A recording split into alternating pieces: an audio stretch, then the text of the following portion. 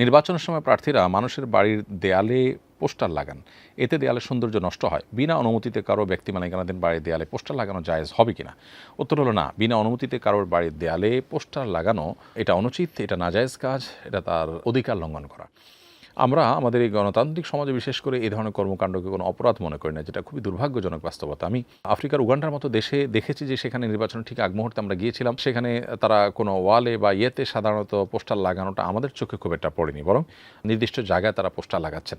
আপনি মনে চাইলেও কারোর দেয়ালে পোস্টার লাগালেন, মনে চাইলেও কারোর দেয়ালে আপনি দেয়াল লিখন করলেন, চিকা মারলেন, অন্যরা অনেকে মারে সে যুক্তিতে আপনিও মারলেন। এটা কোনো অবস্থাতেই উচিত নয়, গ্রহণযোগ্য নয়। যারা মানুষের সেবা করতে চান তারা যদি মানুষের অধিকার নষ্ট করে সেবা করার ওই চেয়ার পর্যন্ত যান, তাহলে সেখানে গিয়ে তিনি কি করবেন, যার ভিতরে এই চেতনাটা কাজ করে না। এজন্য এটা কোনো দায়িত্বশীল মানুষদের কাজ না।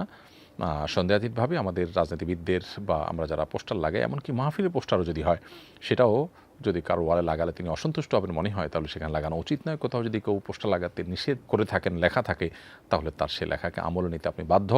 না হলে আপনি তার অধিকার লঙ্ঘন করেছেন এবং আল্লাহর কাছে এর জন্য জবাবদিহি করতে হবে। আজকাল হয়তো এ ধরনের বিষয়ের জন্য আপনাকে জবাবদিহির মুখোমুখি হতে হচ্ছে না, কিয়ামতের ময়দানে আপনাকে ঠিকই জবাবদিহির মুখোমুখি হতে হবে। এখন বিষয়টা ছোট মনে হতে পারে, অথচ আল্লাহর কাছে সেটা অনেক বড় বিষয়ে পরিণত হতে পারে কিয়ামতের দিন। আমাদের গ্রামে প্রতি বছর বড় করে ওয়াজ মাহফিল হয়, সেখানে অনেক মানুষের দেওয়া টাকায় খাবারের আয়োজন করা হয়। আমার আব্বু সেখান থেকে খাবার নিয়ে আসেন। যেহেতু খাবারটি অনেক মানুষের টাকায় ব্যবস্থা করা এবং তাদের কার উপার্জন হালাল কার উপার্জন হারাম তা জানা নেই, এ খাবার খাওয়া কি জায়েজ, নাকি এমন খাবার এড়িয়ে চলাই উত্তম হবে? প্রিয়দর্শকের উত্তর হলো যে এই ধরনের খাবার খাওয়া মৌলিকভাবে জায়েজ। মুসলমানরা দান করেছেন, সে দানের মধ্যে কারোর হারাম টাকা থাকতে পারে, এটা হলো সম্ভাবনার কথা, আপনি নিশ্চিত নন। তো এরকম সম্ভাবনার কারণে আসলে কোনো কিছু হারাম হয়ে যায় না, ফলে এ ধরনের খাবার খেলে সেটি গুনাহ হবে না। তবে হ্যাঁ, হারাম হালাল সব রকমের টাকা এখানে থাকতে পারে, এই সন্দেহ থেকে আপনি খাবার অ্যাভয়েড করলেন, এবং এই অ্যাভয়েড করাটা যদি আপনার হারাম থেকে বাঁচার প্রয়োজনে হয় এবং সবসময় আপনি এরকম করেন, এরকম মানসিকতা আপনার থাকে, সেটা তো প্রশংসনীয়, সেটা হবে তাকওয়ার দাবি। কিন্তু আপনি কোনোভাবে এই খাবার যিনি খেয়েছেন তিনি হারাম খেয়েছেন এমনটি বলার কোনো কারণ নাই, এবং নিজে খেলেও হারাম হবে এমন মনে করার কোনো কারণ নেই। সাধারণত মুসলমানদের দান দক্ষিণা, তাদের খাবার, এটার প্রতি সুধারণা পোষণ করতে হবে আমাদেরকে। এরকম বর্ণনাই আমরা পাই নবী সাল্লাল্লাহু আলাইহি ওয়াসাল্লাম থেকে। মুসাদ্দাদ হাকিম বর্ণিত হয়েছে, আবু হুরায়রা তাআলা থেকে নবীজি সাল্লাল্লাহু আলাইহি ওয়াসাল্লাম বলেছেন, ইজা দাখালতা আলা আখিকাল মুসলিম ফাত আমাকা তুআমান ফাকুল ওয়ালা তাসআলহু। তুমি যদি কোনো মুসলিম ভাইয়ের কাছে যাও, কেউ যদি তোমাকে খাবার খাওয়ায়, তাহলে সেই খাবার তুমি খাও, তাকে জিজ্ঞেস করতে যাও না এটা কি হালাল নাকি হারাম। তো এখান থেকে পরিষ্কারভাবে বোঝা গেল যে এ ধরনের খাবারকে হারাম মনে করে দূরে থাকার কোনো কারণ নাই। তবে হ্যাঁ, হারাম হওয়ার সম্ভাবনা যদি জোরালো থাকে, হারাম মিশ্র হয় আপনি জানেন, তাহলে সেক্ষেত্রে আপনি অ্যাভয়েড করতে পারেন শুধু তাকওয়ার খাতিরে, সেটাও আপনাকে শরিয়া বাধ্য করে না, অর্থাৎ সেটি খেলে গুনাহ হবে না। কুকুর পালন করা, কুকুরকে স্পর্শ করা, চুম্বন করা এবং বিছানায় নিয়ে ঘুমানোর বিধান জানতে চাই। উত্তর হলো, বিশেষ প্রয়োজন হলে কুকুর এটা পাহারাদারের কাজে ব্যবহার করা যেতে পারে, এবং সেটার জন্য কুকুরের প্রশিক্ষণ দেওয়া, লালন পালন করা এটা জায়েজ হতে পারে। কিন্তু বাসা বাড়িতে নিজের মধ্যে, নিজের ঘরের মধ্যে কুকুরকে ভালোবাসা জায়গা থেকে তার সাথে মাখামাখি করা এটা অনুচিত, এবং স্পিরিচুয়ালি আমরা একজন ইমানদার হিসাবে আমরা ক্ষতিগ্রস্ত হই এর মধ্য দিয়ে। আজকের পৃথিবীতে সে বিষয়গুলোকে খুব অ্যাগ্রেসিভলি সমাজে পুশ করার চেষ্টা করা হচ্ছে, গেলানোর চেষ্টা করা হচ্ছে, যেগুলো কোরআন হাদিসে নিষিদ্ধ। যেমন কুকুরকে যেভাবে বাসা বাড়িতে এমনকি বেডরুমে নিজেদের সাথে রাখা হয় এবং লালন পালন করা হয়, অন্য কোনো প্রাণীকে সেটা করা হয় না। হ্যাঁ, কুকুরের হয়তো এমন কিছু দিক আছে যেগুলো তো অনেক প্রাণীর মধ্যে নাই, কিন্তু অনেক প্রাণীর মধ্যে আছে যেগুলো আসলে সেভাবে দেখা হয় না, বা কুকুরের মতো এরকম পজিটিভলি সেগুলো দেখা হয় না। মূলত কোরআন হাদিস যেটাকে নিষেধ করেছে, শয়তান আমাদের শত্রু, সে সমাজে সেটাকে তত বেশি এস্টাবলিশ করেছে তার মানুষ অনুসারীদের মাধ্যমে।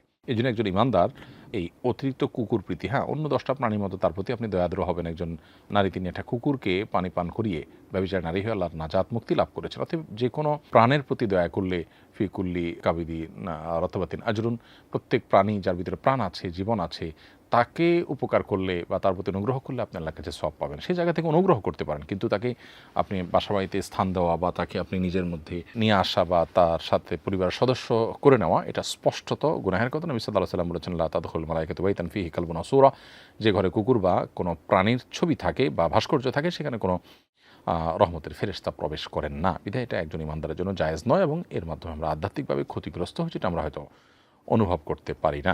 স্বাধীনতা দিবস, বিজয় দিবস সহ এই ধরনের জাতীয় দিবসগুলো উদযাপনের সরি পদ্ধতি কী?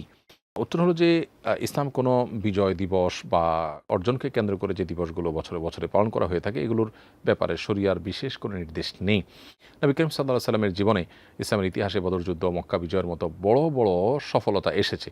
তিনি এগুলোর কোনোটিকে বছরে বছরে উদযাপনের মাধ্যমে স্মরণ করেননি, বরং এটি আজকের পৃথিবীর একটা কালচার এবং কৃষ্টিতে পরিণত হয়েছে। এ ধরনের বিষয়গুলো সামাজিক কালচার এবং কৃষ্টিতে পরিণত হলে সেগুলো মোবাহ বা জায়েজ হয় শর্ত সাপেক্ষে, যদি সেখানে শরিয়া বিরোধী কিছু না থাকে, তাহলে সেক্ষেত্রে এগুলো বড়জোর জায়েজ পর্যায়ে থাকে, বিশেষ করে সেই অন্যায়ের বিরুদ্ধে যে চেতনা সেটাকে জাগরুক রাখবার প্রয়োজনে। কিন্তু এটাকে যদি কেউ শরিয়ার যে নির্দেশনা আমল ওইটার মতো গুরুত্বপূর্ণ বানিয়ে নেয় বা এটার মধ্যে যদি হারাম উপাদান যুক্ত হয়ে যায়, তাহলে সেক্ষেত্রে একজন ঈমানদার সেগুলো থেকে সর্বোচ্চ বেঁচে থাকবেন এবং সেটাকে শরিয়া অবশ্যই অ্যালাউ করে না।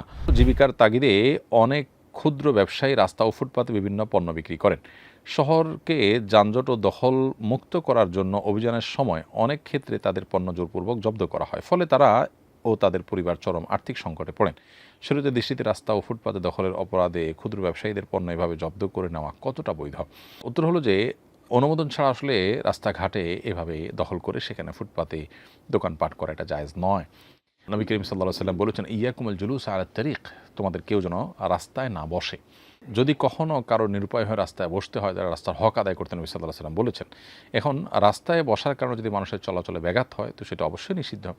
এক্ষেত্রে সংশ্লিষ্ট কর্তৃপক্ষ যদি মানুষের চলাচলে ব্যাঘাত না হয় সেভাবে প্ল্যান প্রোগ্রাম করে বসার কোনো রাস্তা করেন, ভিন্ন কথা। আর না হলে অনুমোদন ছাড়া এভাবে বসাটা শরিয়ার দৃষ্টিকোণ থেকেই অনুচিত, কারণ এটা মানুষের ক্ষতির কারণ, মানুষের কষ্টের কারণ। আপনি উপার্জন করবেন, হালাল উপার্জন আপনার ফ্যামিলির জন্য, সেটা ইসলাম অ্যাপ্রিসিয়েট করে, কিন্তু সেটা করতে গিয়ে আপনি কারোর হক নষ্ট করতে পারেন না। ঠিক একইভাবে ফুটপাত দখল করে এভাবে রাস্তাঘাটে দোকান পাট ইত্যাদি করা ঠিক নয়। আমাদের দেশে অসাধু মানুষজন হয়তো চাঁদা নিয়ে, নানা সুবিধা নিয়ে এ ধরনের জায়গা দোকানপাট করার সুযোগ করে দেয়। যারা দোকানগুলো করেন তারাও জানেন যারা এই সুযোগ করে দিচ্ছেন তারা নিজেরাও অন্যায় করছেন, তারা ঘুষ নিচ্ছেন এবং চাঁদা নিচ্ছেন। ফলে আপনি একটি হালাল উপার্জনের জন্য অনেকগুলো গুনাহে আপনি লিপ্ত হচ্ছেন, মানুষের অধিকার নষ্ট করছেন, অপরদিকে ঘুষ দিচ্ছেন, অন্যায় সমাজে এস্টাবলিশ করতে সহযোগিতা করছেন। এর বিপরীতে আপনার অনেক হালাল উপার্জনের পথ খোলা আছে, হয়তো 2 টাকা কম উপার্জন হবে। সেজন্য সেদিকে আমাদের যাওয়ার চেষ্টা করা উচিত। এবং এই সমস্ত ক্ষেত্রে যদি অনন্য উপায় হয় যথাযথ কর্তৃপক্ষ আপনার তাদের মালামাল জব্দ করে নেয়, তো সেটা মৌলিকভাবে কোনো নিষিদ্ধ বিষয় হবে না, কারণ অন্যায়ের দমনের জন্য, অপরাধ দমনের জন্য কোনো উদ্যোগ নেওয়ার অধিকার তাদের আছে। তবে সেটাকে নিয়ে নষ্ট করে ফেলানো, জ্বালিয়ে ফেলানো বা ওই ব্যক্তির প্রতি জুলুম হয়, আপনার লঘু পাপে গুরুদণ্ড হয়, সেরকম কোনো কিছু যেন না হয় সে চেষ্টা করা উচিত। এবং সেই সাথে কর্তৃপক্ষের উচিত তাদের পুনর্বাসনের জন্য উদ্যোগ নেওয়া। সুন্নাহ ফাউন্ডেশন থেকে এ ধরনের ক্ষুদ্র আয়ের মানুষদেরকে বিভিন্নভাবে প্রতিষ্ঠিত করবার, তাদেরকে স্বাবলম্বী করবার জন্য উদ্যোগ নিচ্ছে। সরকারিভাবে আরও বিভিন্ন প্রতিষ্ঠান থেকে এই ধরনের উদ্যোগ যদি নেওয়া হয়, আমার বিশ্বাস ফুটপাতের এই সমস্যাগুলো অনেকখানি দূর হয়ে যাবে। আসুন্নাহ ফাউন্ডেশন, উম্মার স্বার্থে সুন্নাহর সাথে।